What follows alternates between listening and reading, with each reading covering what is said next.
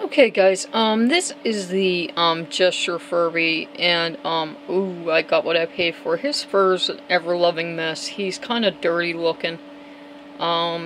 He's in sad shape, so I'm gonna see what I can do with him. He's listed as dead as well. You can see he's missing his eyelashes, so I'm gonna see what I can do with him, and I'll get back with you. He might be stone dead. He obviously was loved or played with or something, because he looks dirty. He does look dirty. I will get back to you. See you soon. Okay guys, I did every trick I know, and he is still stone dead, so accurate description.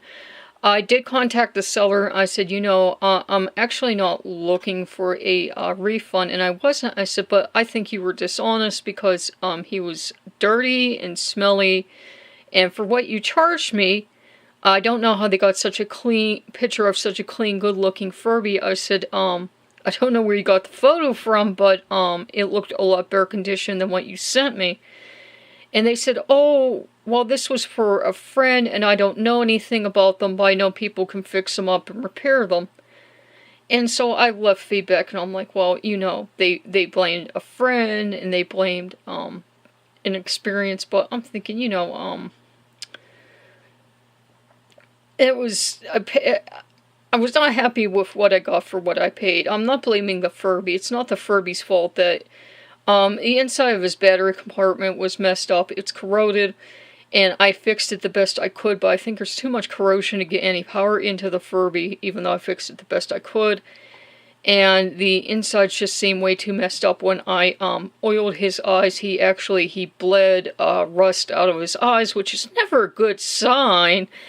And he's just really, probably all his internal insides are probably like all completely brick. He stinks.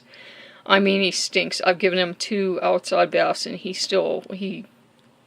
is odoriferous. He smells bad, and he looks a lot better now than he did when he arrived. And it's not the Furby's fault.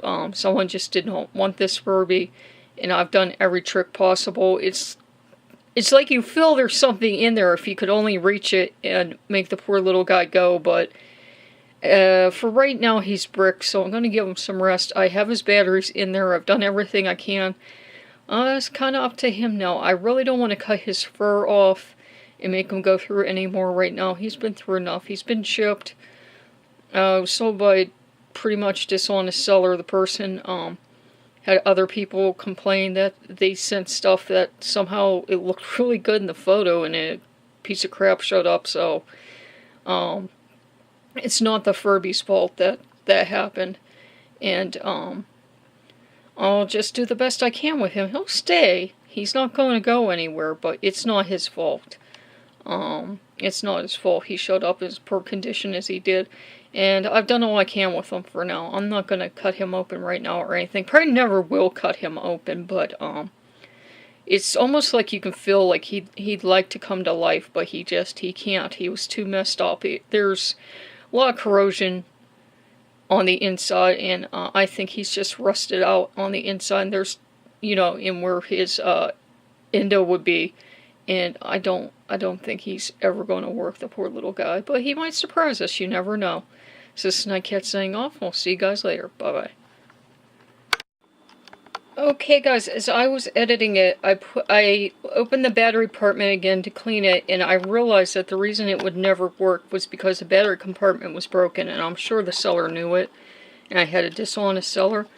But what I did is I used the advanced electronics technique that my grandmother taught me, and even though I should probably not be passing this along to those out there, because there'll be a lot of people that will be surprised that anyone outside the robotics field knows this.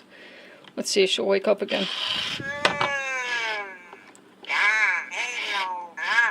All you have to do to repair anything that has, you know, like a flashlight or anything that has like a broken prong, you take some tin foil, you crumple it up, and you place it in place of the broken prong. Tin foil is made out of aluminum. Aluminum is one of the most highly conductive wonders out there, and it's very cheap and abundant. You can go to a dollar store, get a ton of it, and you have a lifetime supply for tinkering around with electronics.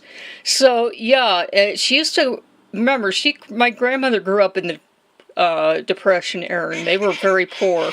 So when something broke, you had to fix it. You could not afford to go out and get a new one. So like when a prong would break off or something, and you couldn't put it back together because you couldn't solder it or something, you had to know how to fix it, and that's how I fixed her. Prong was broken off. Had to fix the electrical circuit. Had to fix it so that the power could flow through. All I had to do was get some twin foil, crumple it up, put it in there. Next time I change the batteries, just get a fresh piece of tin foil, or use the same if I can get it to still, fit in there properly. And the Furby works just fine. So there you go. Even though the seller was less than honest, I now have a working Furby, so I still have a perfect record. So thanks guys for tuning in, and I hope you like to see that.